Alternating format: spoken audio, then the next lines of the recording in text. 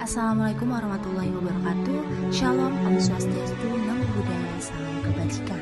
Perkenalkan, saya Lintang Maizalia Ardiantoni dengan NIM 44221010169, Program Studi Public Relations. Di sini saya akan menayangkan dan membahas mengenai apa sih pentingnya Pancasila itu.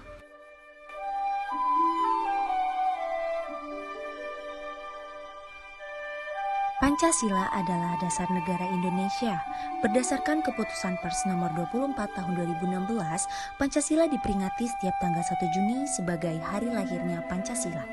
Pancasila bisa diartikan sebagai 5 dasar dan dijadikan sebagai ideologi bangsa Indonesia karena nilai-nilainya berasal dari kepribadian asli bangsa Indonesia sendiri. Menurut Mr. Muhammad Yamin, berdirinya negara kebangsaan Indonesia tidak dapat dipisahkan dengan kerajaan-kerajaan lama yang merupakan warisan nenek moyang bangsa Indonesia. Negara kebangsaan Indonesia terbentuk melalui 3 tahap, yaitu pertama zaman Sriwijaya, kedua negara kebangsaan zaman Majapahit, ketiga negara kebangsaan modern, yaitu negara Indonesia yang merdeka 17 Agustus 1945. Lahirnya Pancasila dimulai pada saat rapat Dokuritsu Jumbiko Sakai atau yang kita kenal sebagai Badan Penyelidik Usaha-Usaha Persiapan Kemerdekaan Indonesia atau BPUPKI. BPUPKI merupakan badan organisasi yang dibentuk oleh pemerintah Jepang sebagai upaya memberikan dukungan kepada bangsa Indonesia. BPUPKI menggelar sidang pertamanya pada tanggal 29 Mei 1945. Dalam sidang tersebut, anggota-anggota BPUPKI membahas mengenai dasar negara. Dalam sidang kedua yang digelar pada tanggal 1 Juni 1945, Soekarno menyampaikan gagasan serta ide mengenai Pancasila yang akan menjadi dasar negara Indonesia dalam pidatonya yang berjudul Lahirnya Pancasila. Untuk menyempurnakan gagasan serta ide mengenai Pancasila, dibentuklah Panitia 9, yakni Insinyur Soekarno, Dr. Andes Muhammad Hatta, Abi Kusno Cokro Sujoso, Mr. Muhammad Yamin, Kiai Haji Abdul Wahid Hashim, Mr. A.A. Maramis, Abdul Kahar Muzakkar, Haji Agus Salim, dan Ahmad Subarjo. Hasil pembahasan yang dilakukan oleh Panitia 9 membentuk sebuah piagam Jakarta atau Jakarta Charter pada 22 Juni 1945. Hasil pembahasannya yakni ketuhanan dengan kewajiban menjalankan syariat Islam bagi pemeluk-pemeluknya, kemanusiaan yang adil dan beradab, persatuan Indonesia, kerakyatan yang dipimpin oleh hikmat kebijaksanaan dalam permusyawaratan perwakilan, serta keadilan sosial bagi seluruh rakyat Indonesia.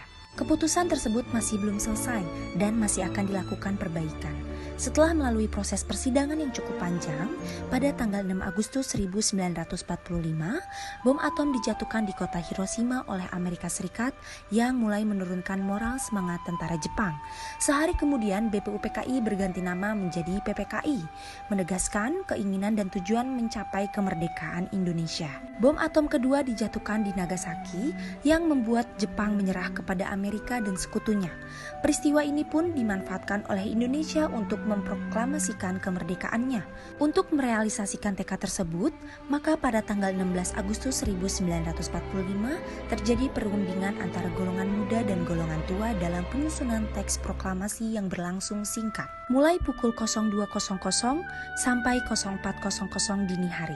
Teks proklamasi sendiri disusun oleh Insinyur Soekarno, Dr. Andes Muhammad Hatta, dan Mr. Ahmad Subarjo di ruang makan Laksamana Tadashi Maeda, tepatnya di Jalan Imam Bonjol nomor 1. Konsepnya sendiri ditulis oleh Insinyur Soekarno.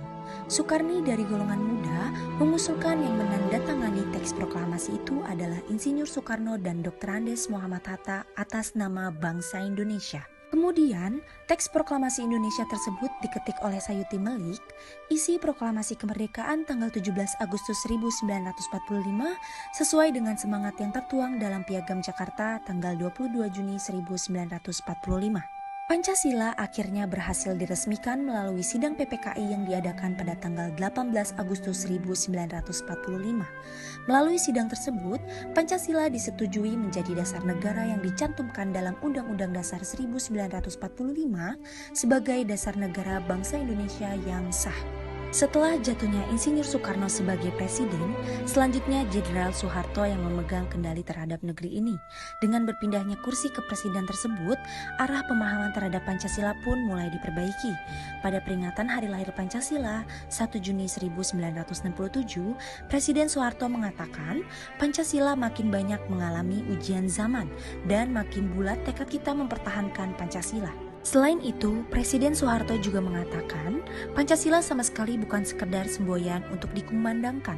Pancasila bukan dasar falsafah negara yang sekedar dikeramatkan dalam naskah UUD, melainkan Pancasila harus diamalkan.